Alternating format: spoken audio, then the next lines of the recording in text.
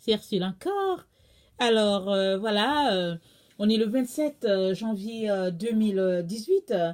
Alors, je viens apporter une exhortation sur le péché et puis le chrétien. Donc voilà, avant qu'on puisse plonger le regard sur ce que le Seigneur veut nous enseigner aujourd'hui, je viens encore sonner la trompette pour nous dire que notre Seigneur Jésus-Christ est en route. Nous sommes vraiment dans le temps où le Seigneur va faire son entrée glorieuse, vraiment pour ravir son épouse. Et il nous demande d'être prêts. Alors, si tu es en train de t'apprêter pour l'enlèvement, alors c'est une bonne chose. Je t'encourage à continuer. Mais si tu n'es pas encore en train de le faire, je veux tout simplement te dire vraiment de sortir des différentes distractions qui te gardent loin de cela. Et je vais t'encourager à faire le nettoyage spirituel de tout ce qu'il y a dans ta vie à l'extérieur, parce que le Seigneur revient chercher une épouse glorieuse, sans tache ni ride.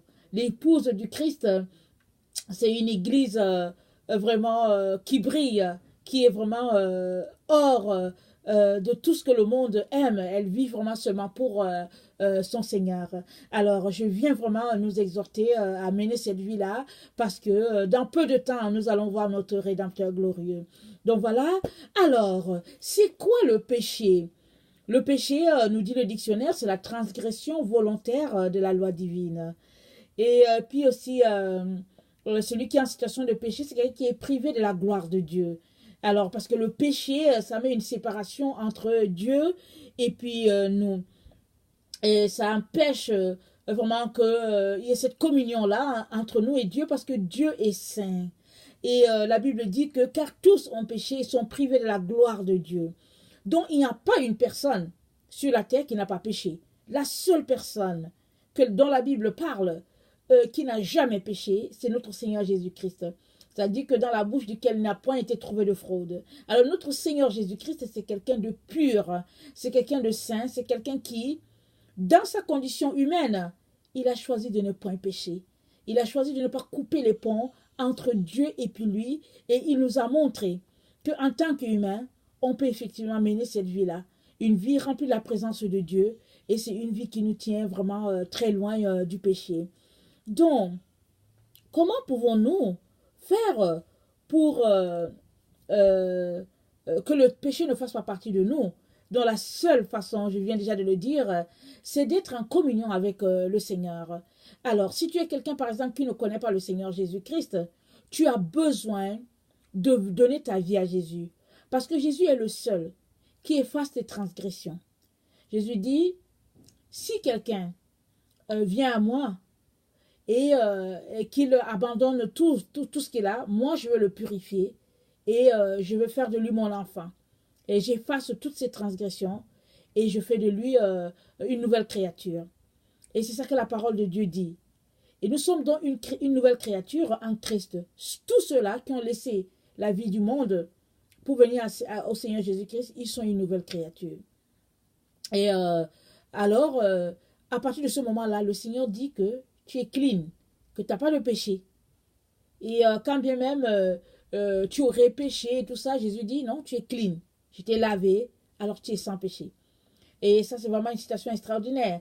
Parce que de quelqu'un qui était souillé, par exemple, et à qui on dit tu es sans péché, ben tu comprends que, que vraiment tu ne dois plus pécher.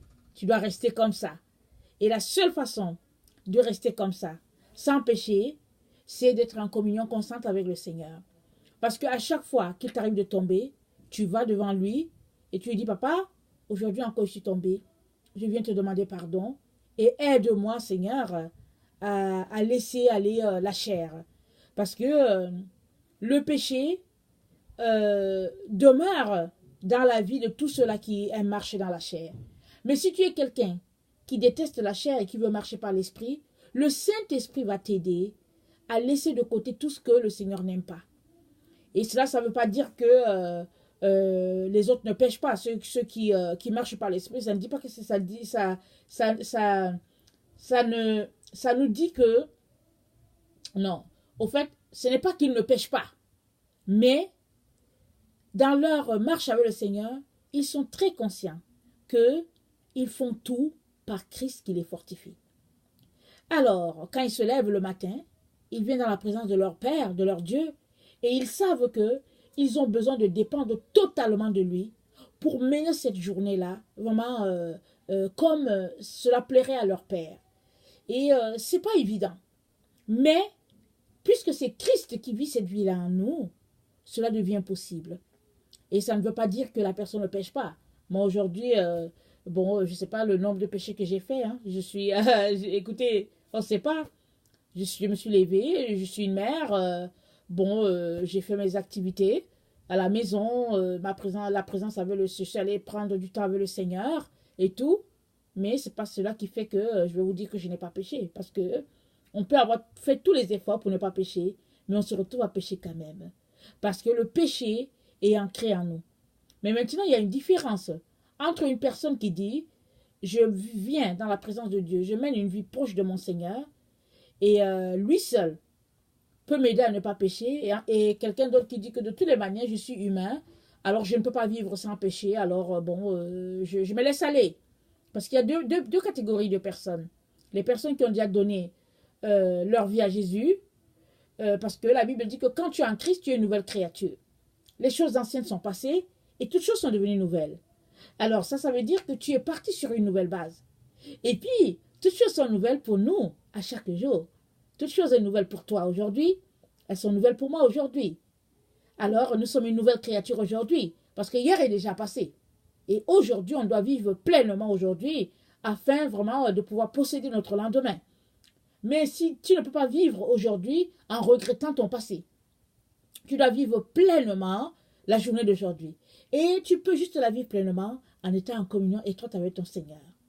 Parce que bon, tu seras dans sa présence, vous allez vous dire des belles paroles. Jésus, je t'aime, il va te dire je t'aime, Ursule, et puis bon, voilà, vous dites des mots doux. Et ce n'est que comme ça que, au fait, tu peux passer la journée vraiment détourner des choses de la chair et les choses tournées vers l'esprit. Donc, mais cela demande un choix de notre part. On doit décider de ne pas pécher. Il n'y a pas quelqu'un, Jésus ne va pas vivre cette vie-là, Jésus ne va pas prendre cette décision-là pour toi. Jésus vit sa vie en toi, mais c'est à toi de décider de ne plus pécher. L'erreur que plusieurs chrétiens font, c'est qu'une fois qu'ils ont donné leur vie à Jésus, ils disent, bon, Jésus vit en moi, et puis bon, ils laissent Jésus tout faire. L'exemple que je peux prendre, c'est l'exemple d'un enfant de 1 an. Tu as un bébé, tu lui apprends à marcher, il a 1 an, alors il peut faire les pas et tout, alors tu continues quand même de l'aider, de le rendre propre, et puis à chaque fois qu'il a besoin, parce qu'à 1 an, l'enfant essaie de tomber, et puis tu l'aides, tu lui tends la main.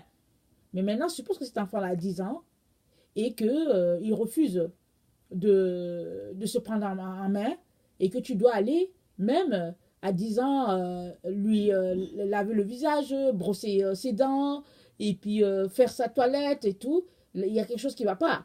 Si tu le fais à 10 ans, généralement les parents qui ont des enfants uniques, bon, ils vont continuer à dorloter leurs enfants à 12-14 ans peut-être.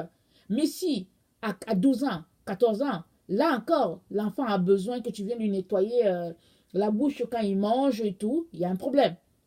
Alors c'est exactement comme ça. Si on marche avec le Seigneur et que bon, on a donné notre vie à Jésus, et là, bon, ça fait 1 an, 2 ans, on tombe, on se relève, on tombe, on se relève, et que 10 ans de vie chrétienne, tu continues de tomber et te relever sur le même péché, il y a un problème. Il y a un problème. Soit tu as un lien, qui est un lien, bon, peut-être un lien dans la famille, soit un lien mystique, mais si tu es vraiment un enfant qui marche selon Dieu, après 10 ans de marche avec le Seigneur, il y a des péchés qui devraient être évacués dans ta vie pour toujours. Parce que le Seigneur en toi, la flamme en toi, fait que ce péché-là, il est consumé complètement. Il ne peut plus être là. Et toi-même, tu devrais détester cette vie-là. Alors, donc voilà, mais malheureusement, il y a des gens qui marchent avec le Seigneur, ça fait 10 ans, ça fait 20 ans, ça fait 30 ans, ils font les mêmes péchés. Et souvent, on s'arrête, on se demande, mais au fait, est-ce qu'ils sont vraiment chrétiens? Ou bien est-ce qu'ils pensent que Dieu, c'est juste un petit amusement, un papa gâteau qui est là, et puis bon, on vient, on dit, papa, tu sais, je suis encore tombé aujourd'hui, papa, tu sais, je suis encore tombé aujourd'hui. Parce que si tu tombes sur les mêmes péchés pendant 20 ans, 30 ans, pose-toi des questions. Peut-être que tu es quelqu'un qui ne lit pas ta Bible. Peut-être que tu es quelqu'un qui ne prie pas, qui ne cherche pas cette communion-là avec Dieu. Parce que Dieu n'a jamais dit que la vie chrétienne elle est facile à vivre. Mais il dit qu'il va vivre cette vie-là en nous à travers Jésus-Christ. Maintenant, si tu as invité Jésus-Christ dans ta vie et que tu es une nouvelle créature, mais que tu marches vraiment encore dans le péché, alors pose-toi des questions. Ça, c'est vraiment important que tu te poses des questions. Ça veut dire qu'il y a quelque chose qui ne va pas. Donc voilà, ne pas pécher est un choix personnel. C'est chacun qui décide. Il se lève, il dit non, aujourd'hui, moi, je ne veux pas pécher. Et je pense que dans une de mes vidéos, j'avais dit à un moment donné, quand j'ai commencé, par la grâce de Dieu, à couper dans certaines de mes relations, alors souvent, quand j'étais invitée, je disais non, non, non, moi, je ne viens pas, je ne veux pas pécher aujourd'hui. Alors, bon, souvent, ça faisait rire. Mais la réalité était que souvent, quand on se retrouvait, bon, on peut se retrouver pour faire peut-être des jeux de société ou bien jouer au Scrabble, je ne sais pas, quelque chose qui distrait, qui, dans le fond, n'est pas offensif, mais à la fin, on se rend compte tout simplement que, bon, on a péché. Et on n'aurait pas dû parce que après avoir fini de jouer au Scrabble, par exemple, on s'est mis, exemple, à critiquer quelqu'un. Alors, ça, c'est des choses que, à un moment donné, dans la vie d'un enfant de Dieu, on doit sortir de là. Parce que Dieu n'aime pas qu'on critique. Critiquer, par exemple, quelqu'un, c'est un péché. Alors, si tu es un jeune chrétien que tu ne sais pas ça, bon, on comprend. Mais si après 10 ans, 20 ans de marche avec le Seigneur, chaque fois que tu te retrouves, tu te mets à critiquer les autres, alors arrête-toi, pose-toi des questions. Demande-toi si tu laisses vraiment le Saint-Esprit faire son œuvre en toi complètement. Parce que ce qui est chair, et puis ce qui est esprit. Donc, souvent, les parents, au fait, poussent leurs enfants à pécher. Comment? C'est que, écoutez, suppose qu'un enfant a 5 ans, 6 ans, tu le mets devant une émission de télévision, et c'est une émission pour les enfants, mais c'est une émission vraiment terrible. Moi, je ne vais pas vous donner le nom des émissions. J'ai déjà, quand mes enfants étaient petits, il m'est déjà arrivé de mettre des émissions et puis d'écouter, par exemple, que l'enfant qui était là était vraiment un enfant terrible, un enfant têtu. Quand je l'entendais parler, je disais, oh non, non, non, je ne veux pas que mes enfants écoutent ça. Et j'arrête. Mais il y a aussi d'autres émissions que peut-être je n'ai pas fait attention et puis l'enfant a dû se retrouver à regarder des choses. Alors, c'est notre responsabilité en tant que parents à choisir les émissions que les enfants regardent. Parce que sinon, l'enfant se fie à toi, le parent. Or, toi, le parent, tu le mets à pécher. Tu l'amènes à pécher parce que l'enfant ne sait pas. Il dépend de toi. Tu dois vérifier tout ce que tu donnes à ton enfant pour qu'il puisse consommer. Alors, donc c'est ça. Et puis souvent, dans les relations des couples, souvent la femme pousse le mari à pécher, souvent le mari pousse la femme à pécher. Exemple, un couple qui ne vit pas dans la sanctification, ils peuvent se retrouver quelque part, et le monsieur, exemple, se met à mentir. Je prends l'exemple du monsieur parce que je suis une femme, au fait, c'est ça. Alors le monsieur se met à mentir. Et la femme est assise là, et puis elle se rend compte que, oups, son mari a menti. Alors, souvent, par respect pour son mari, elle va rien dire. Et quand ils vont se retrouver, peut-être dans la voiture, elle va lui dire que, ah chérie, tu sais quoi, ce que tu avais dit, c'était faux. Hein? Ou bien, elle peut décider là-bas pour dire, ok, je vais corriger ça tout de suite. Je pense, chérie, que tu confonds un peu les choses. Alors, il y a une façon de dire. Tu peux choisir de te taire, laisser le mensonge et partir et dire à ton mari dans la voiture qu'en tout cas, toi, tu as vraiment menti aujourd'hui. Et s'il n'est pas quelqu'un qui se sanctifie, il va rire, il dire, bon, ok, il n'y a pas de problème. Ou bien, tu peux décider gentiment de lui dire, de dire devant tout le monde pour dire, ah chérie, je pense que tu confonds un peu quelque chose, donc essayons de voir un peu, surtout si vous êtes deux chrétiens. Maintenant, si toi, tu es chrétienne et que tu sais que ton mari n'est pas chrétien et qu'il aime bien mentir, alors tu pries dans ton cœur pour dire seulement, Seigneur, fais-le sortir de cette histoire, parce que j'en ai marre, quoi. Alors, voilà, autant le mari peut amener la femme à pécher, autant la femme peut amener son mari à pécher. Alors, il est important, en tant qu'enfant de Dieu, qu'à un moment donné, on puisse dire à l'autre que tu sais quoi, moi je ne veux plus pécher, hein. Je ne veux plus pécher avec toi. Tu veux pécher, pêche bien, mais ne me mets pas dedans. Alors, oui, c'est difficile, c'est peut-être dur, mais c'est mieux. Il y a des hommes, par exemple, qui aiment regarder des films obscènes. Exemple. Alors, Alors toi, la femme, tu es à côté, tu ne veux pas. C'est pas des choses que tu aimes. Et tu es là, tu supportes, tu tolères. Tu n'es pas obligé de rester là. Tu te lèves, tu t'en vas. Il faut que tu saches qui tu es. Si tu es chrétienne, ça veut dire que tu es la princesse de l'Éternel. Alors si ton mari aime regarder des films bizarres et tout, ben lève-toi, va-t'en. Que de rester là, supporter son péché et après pour dire non, j'en ai marre, Seigneur, mais personne t'a attaché. C'est mieux de te lever, d'aller l'esprit clean, que de rester là supporter et après avoir des problèmes avec ton père. Parce que quand tu vas venir à la présence de Dieu, Dieu va te reprocher d'être allé souiller ton esprit. Alors, donc vraiment, on influe l'un sur l'autre. Mais pour des gens qui veulent marcher dans la sanctification, il est important qu'on puisse être ouvert et que gentiment on dise à l'un, on dise à l'autre que non, moi je ne vois pas les choses comme ça, je ne veux plus pécher, je ne veux plus marcher dans ça. Et ça ne veut pas dire que tu ne dois pas pécher, mais au moins tu as pris la décision que, en tout cas, dans ton âme et conscience, tu ne veux pas marcher dans cette voie-là parce que ce n'est pas la voie de ton Père. Alors il est très important. La Bible dit, il faut rechercher la paix et la sanctification sans laquelle nul ne verra Dieu. Alors ça, c'est pour tout le monde. C'est évident pour tout le monde. Mais il y a des chrétiens qui disent, moi j'ai déjà entendu ça tellement de fois, quand quelqu'un ne veut pas se sanctifier, il va te dire que, au fait, tu sais quoi, cette histoire-là, ça peut être péché pour toi, mais ça ne peut pas être pour moi. Ça t'envoie le signal que la personne ne veut pas se ranger. Ou bien elle va dire, oh, tu sais quoi, au fait, bon, moi, je peux quand même regarder la télévision pendant 3 heures parce que j'ai la capacité de trier ce qui est bien. Mais si toi, tu regardes peut-être pendant 1 heure, il se pourrait que vraiment, effectivement, ça t'amène à pécher. Ça, c'est vraiment la manipulation et la subtilité de l'ennemi. Parce qu'un enfant de Dieu qui s'assoit pendant 3 heures pour regarder de la télévision ou bien une émission, ça veut dire que tu as pris 3 heures à ton Dieu. Tu aurais pu faire beaucoup de choses. Parce qu'au fait, la télévision, exemple, c'est un média, mais c'est piloté par des humains. Les gens que tu vois à l'écran, c'est des humains. Alors, soit ils apportent des informations qui sont vraies, ou bien des informations qui sont fausses. La plupart du temps, c'est des informations fausses.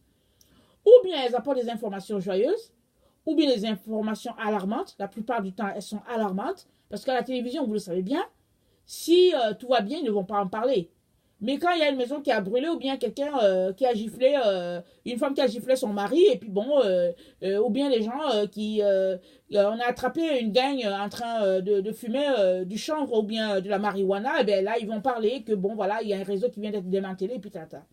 Est-ce que tu as besoin de ça pour vivre? Tu n'as pas besoin de ces informations-là. Mais souvent, on se laisse prendre au piège, on se dit, ah non, il faut que j'aille écouter les informations. Vous savez, il y a quelque chose d'extraordinaire qui nous est arrivé sans qu'on s'en rende compte. Mon mari et moi, c'est que pendant les temps des fêtes, vous savez, les fêtes de Noël et puis du Nouvel An, souvent on est à la maison avec les enfants, hein, tout le monde est en congé et tout. Et bon, ça nous a vraiment fait énormément du bien parce qu'on était vraiment paumés. Alors on se levait peut-être souvent à 9h, 8h30, alors que d'habitude, parce que les enfants vont à l'école, on se réveille très très tôt. Moi je me réveille vraiment, vraiment très très tôt parce qu'il faut que je prenne le temps avec mon Seigneur. Alors là, vu qu'il n'y avait personne qui allait à l'école, bon, on traînait un peu. Alors, on s'est rendu compte que pendant 2 à 3 semaines, on n'a jamais ouvert la télévision pour écouter les nouvelles. On était tout simplement étonnés, on avait l'impression qu'on était perdu. Au fait. On ne savait même pas ce qui se passait dans la ville où on était. Mais ça nous a énormément fait du bien. Parce que vraiment, souvent, non, c'est exagéré. Mais ça, c'est un choix. C'est un choix, tout simplement, de se tenir loin de ça.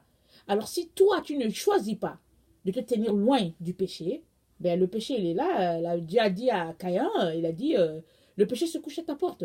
Mais toi, domine sur lui. Ça, c'est dans le début de Genèse, quand Caïn à l'endroit où Caïn a tué son frère, c'est là.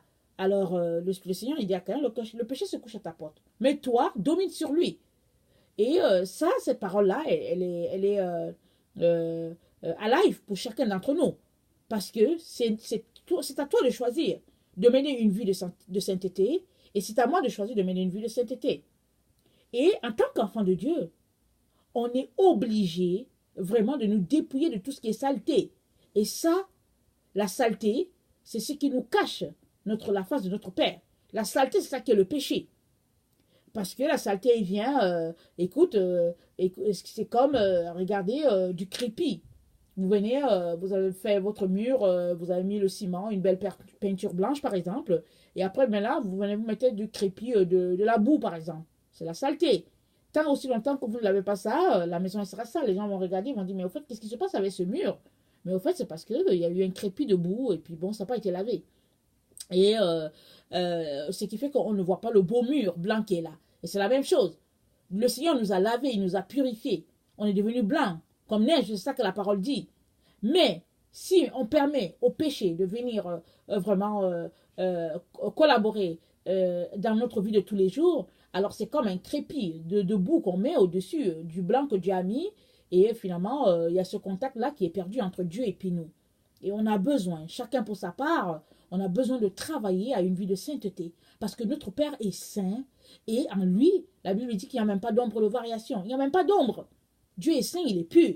Et il demande à ses enfants d'être saints et purs comme lui.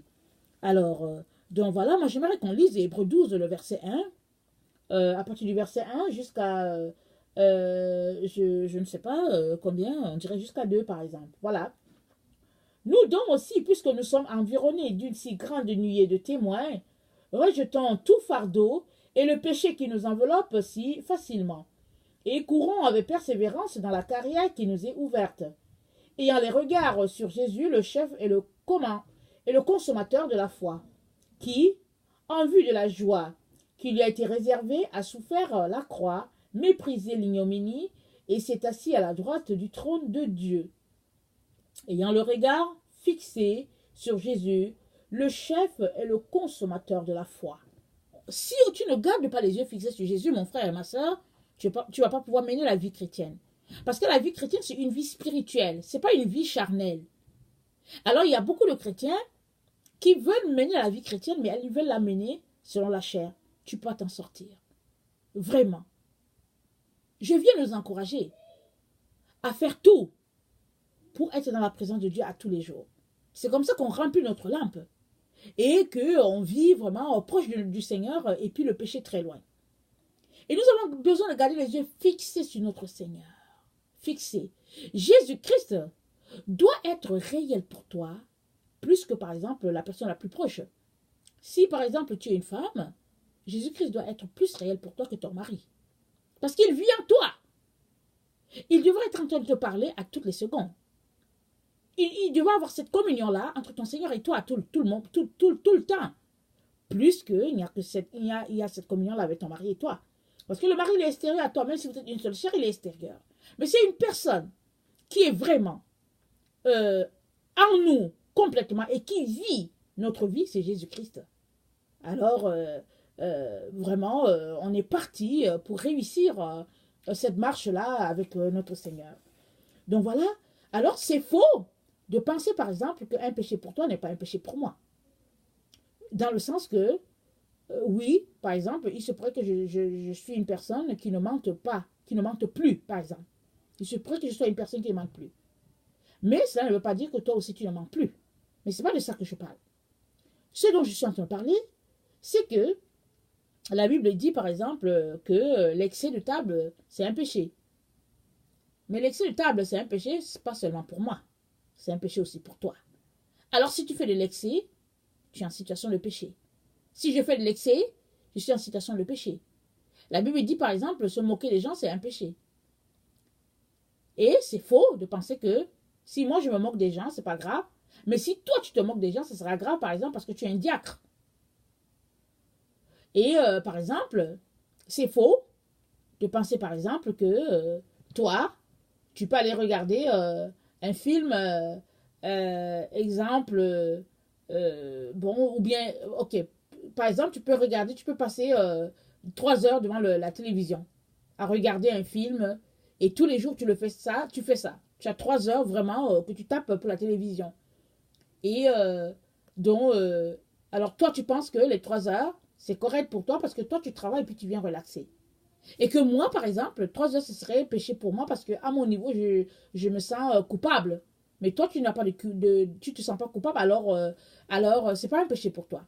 Donc, tous ces exemples-là, c'est pour dire que c'est faux de penser comme ça.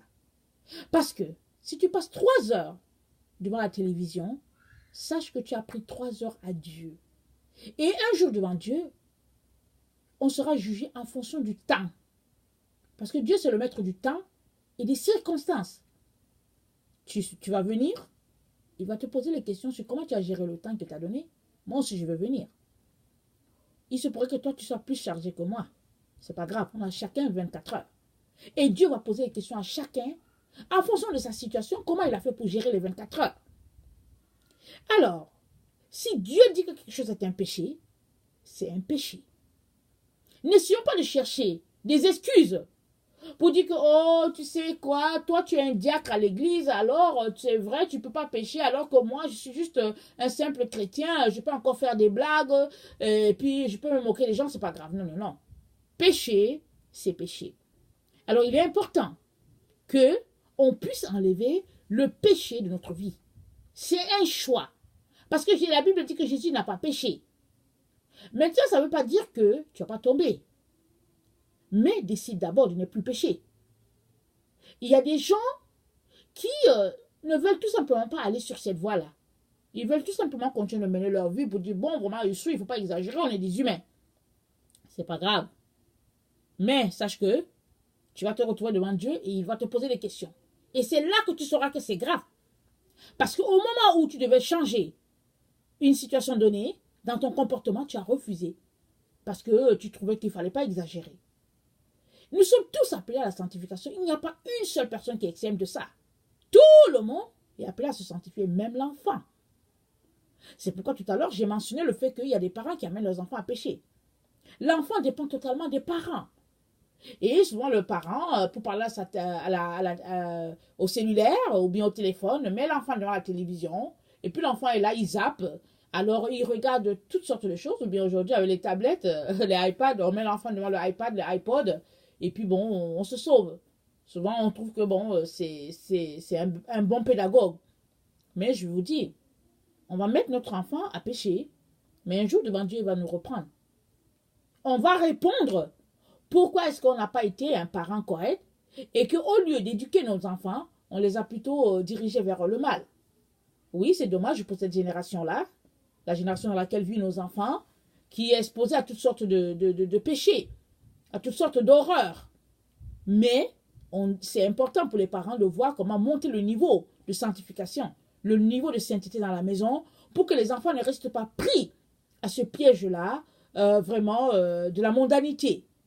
Parce que la Bible dit que l'amour du monde, c'est inimitié contre Dieu. On ne peut pas marcher avec Jésus et en même temps marcher avec le monde. On doit faire un choix judicieux. Et le Seigneur nous invite à choisir pour la sainteté. Alors, allons-y dans le sens de notre Seigneur, afin qu'un jour, on ne rougisse pas quand on va se retrouver devant notre roi. Donc, voilà. Et j'aimerais vraiment aussi lire cet autre verset-là dans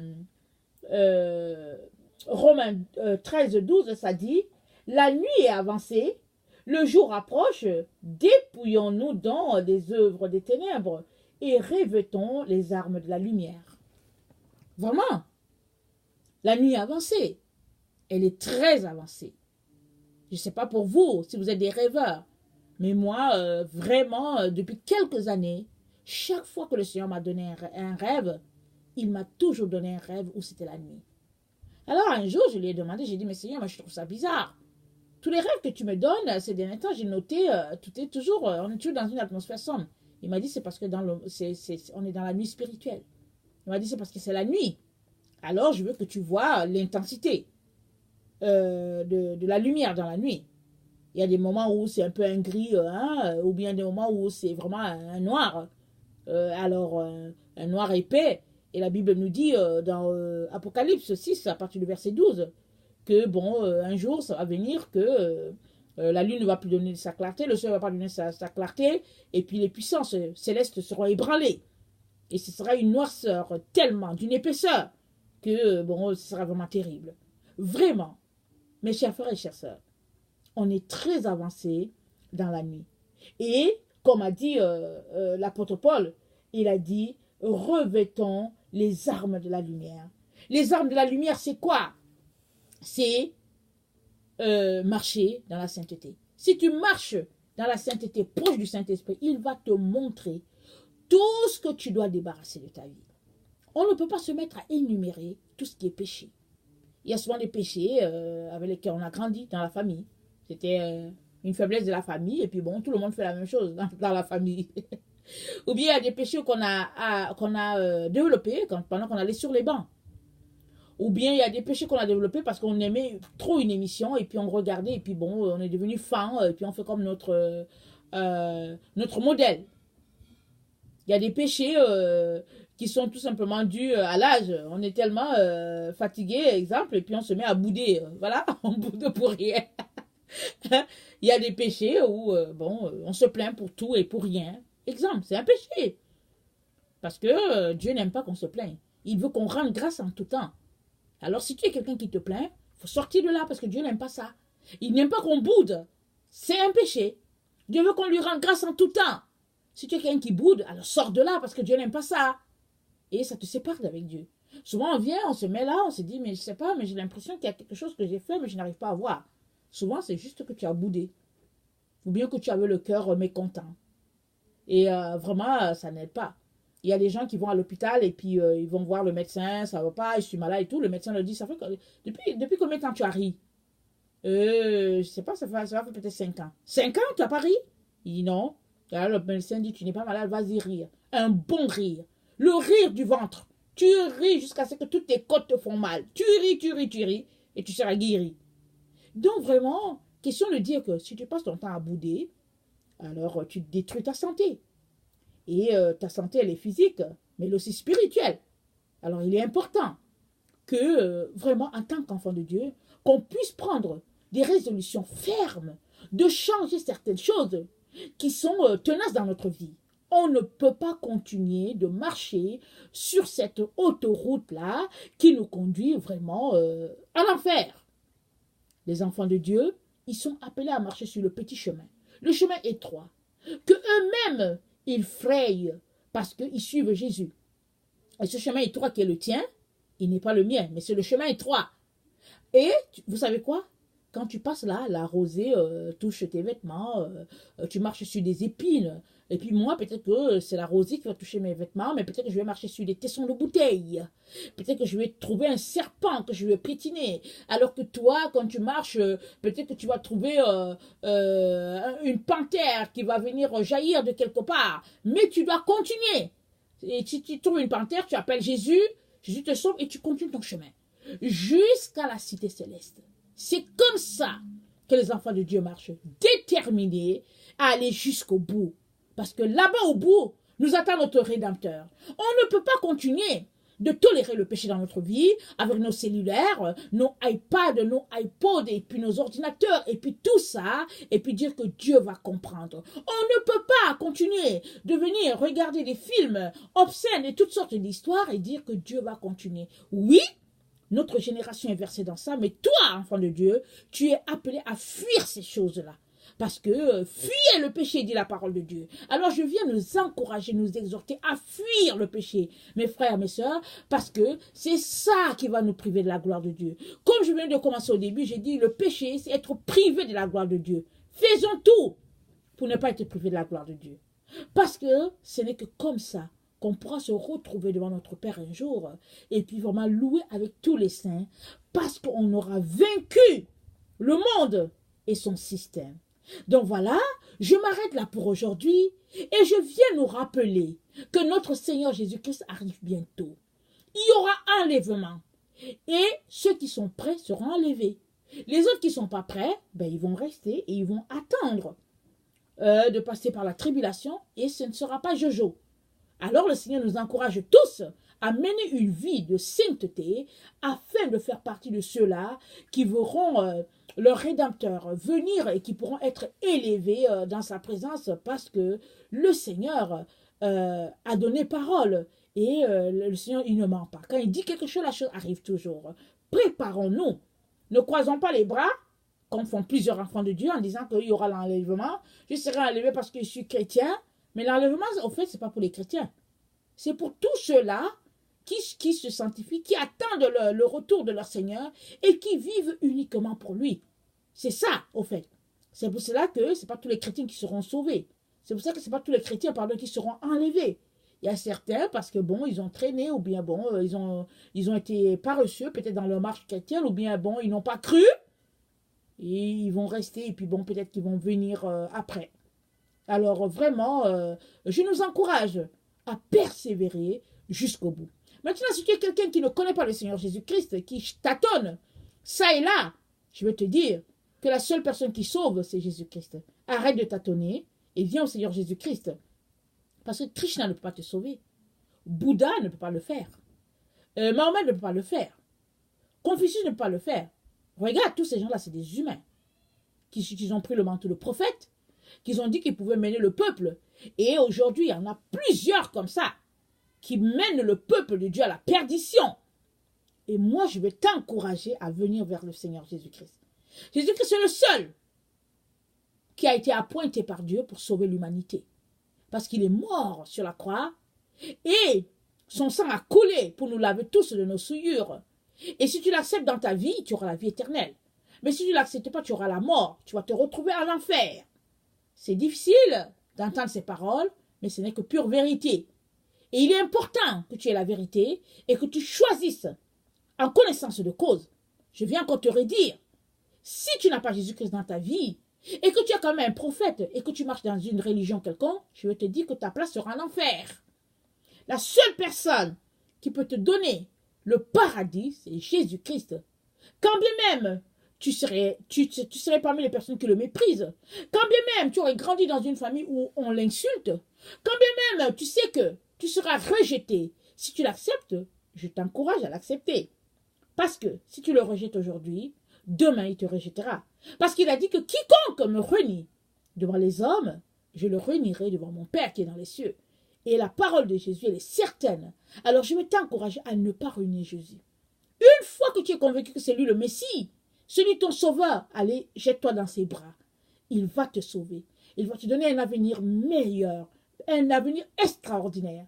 Le paradis, la vie à toujours, la vie de manière perpétuelle, extraordinaire, n'est-ce pas? Donc voilà, que le Seigneur vous fortifie, qu'il vous donne de continuer la course jusqu'au bout, parce que notre Rédempteur nous attend là-bas. Le Seigneur Jésus vous aime. La preuve est qu'il est mort sur la croix pour vous. Moi aussi, je vous aime et je suis là juste pour vous encourager à trouver le bon chemin. Que le Seigneur nous bénisse tous et que sa grâce demeure sur chacun d'entre nous. Au nom de Jésus. Amen.